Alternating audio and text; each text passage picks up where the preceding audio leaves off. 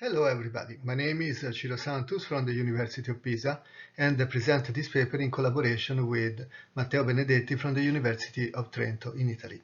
The title of the paper is Statistical Evaluation of the Critical Distance in the Finite Life Fatigue Regime.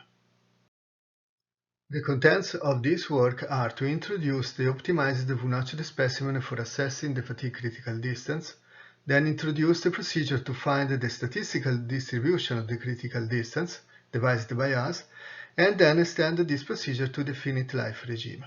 Finally, we will be able to assess the fatigue strength of another specimen with a blunter radius and its statistical distribution. The data considered are about the aluminium alloy 7075T6. There are different formalizations of the theory of critical distances, in particular the point method and the line method. All of them share the same material length L, which is the critical distance.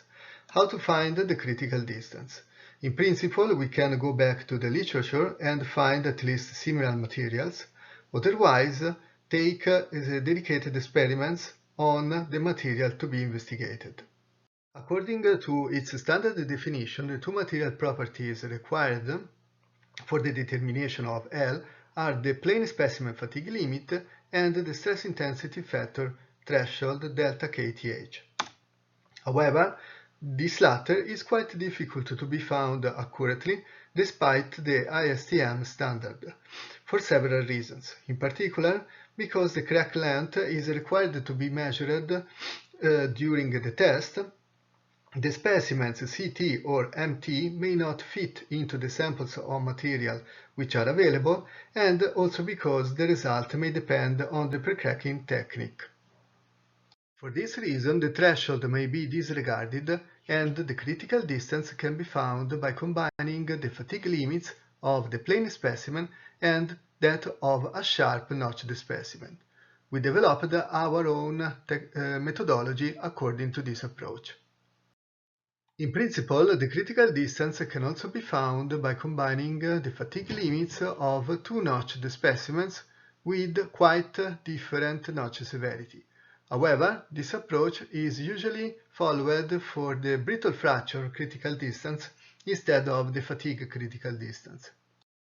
The specimen that we propose for the critical distance determination is a V-notched specimen, axisymmetric, with opening angle 90 degree or 60 degree and with a quite sharp radius, which has to be at least well controlled. In principle, it is the smallest possible to be obtained with a specific turning tool.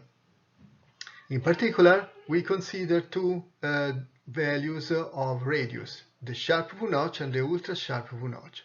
The former is a radius of 0.2 mm, while the actual radius is 0.21, and the ultra-sharp has an actual radius of 0.12 mm. Besides the proposal of the notched specimen, we also proposed our own mathematical procedure to find the critical distance. Initially, the KF, the fatigue stress concentration factor, is required, and then it is converted into the dimensionless singularity-based critical distance according to the line method.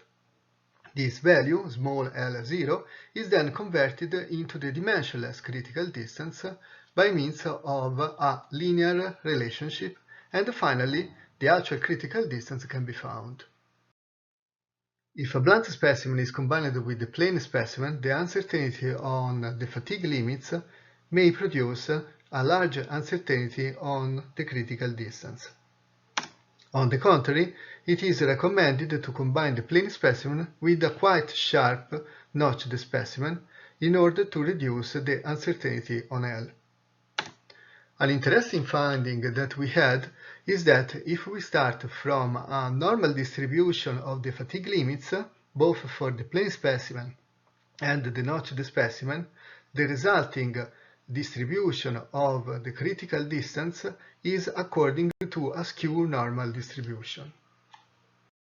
The distribution that we found for the critical distance can be well approximated with a non-symmetrical, right-skewed, skew-normal distribution, and the parameters of this distribution can be obtained according to the procedure that we recently published.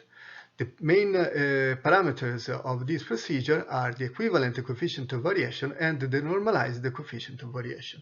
The equivalent coefficient of variation combines the fatigue limit of the plane specimen and the notched specimen and their standard deviation, while the normalized coefficient of variation is the ratio between standard deviation of the critical distance and the mean value of the critical distance and the equivalent coefficient of variation.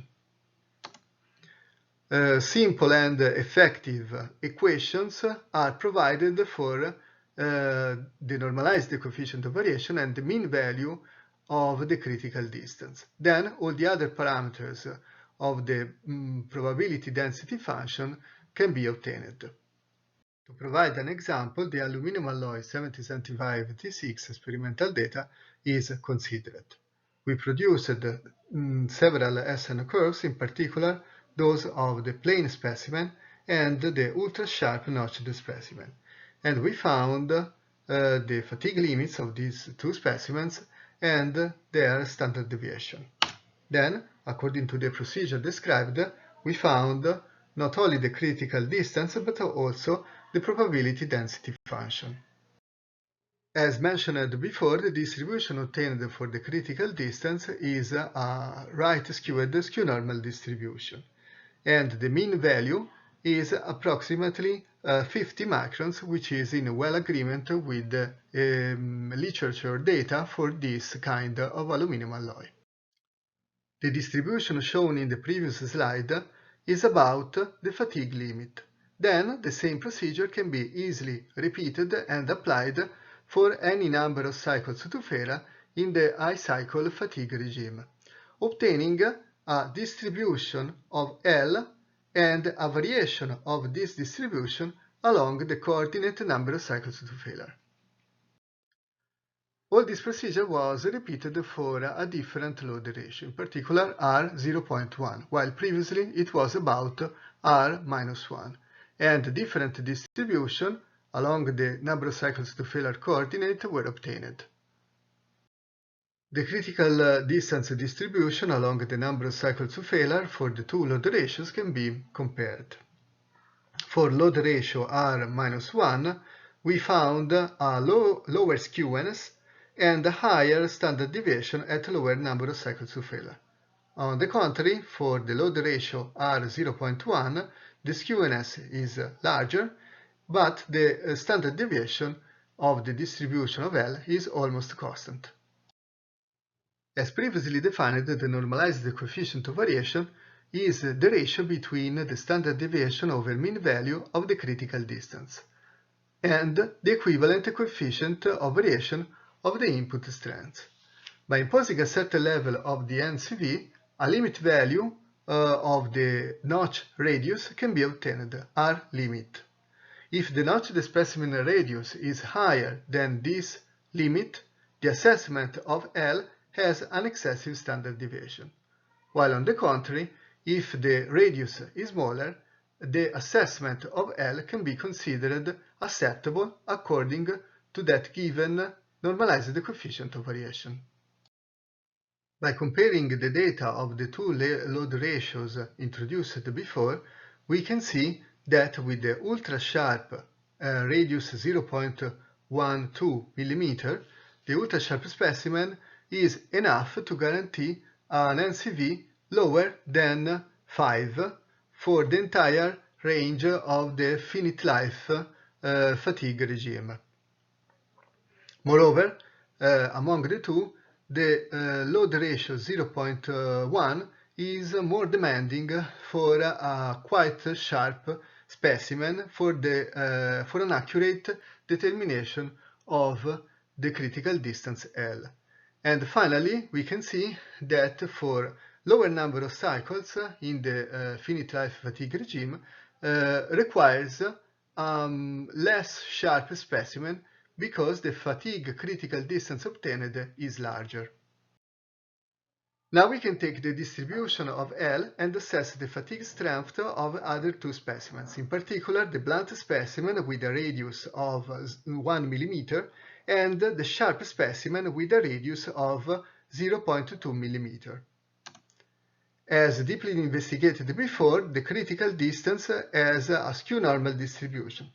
However, combined with the plane specimen normal distribution, the resulting distribution of the notched specimen is again just normal. As evident here, we had an accurate prediction for both load ratios and for both specimens. Sharp specimen, nominal radius 0.2 mm, and blunt specimen, radius 1 mm. The prediction was accurate both in terms of mean values and trends, and also in terms of the statistical distribution that well captures the scatter of the data. In conclusion, the critical distance distribution was found to be a skew normal, not symmetric, with a positive skewness, so right skewed. This procedure was extended to the fatigue finite life regime, and the distribution trend was found to be dependent on the load ratio for the aluminum alloy 7075 T6. A limit maximum radius of the notched specimen in order to have an accurate evaluation of the critical distance was found, and its value was larger for the finite life rather than at the fatigue limit.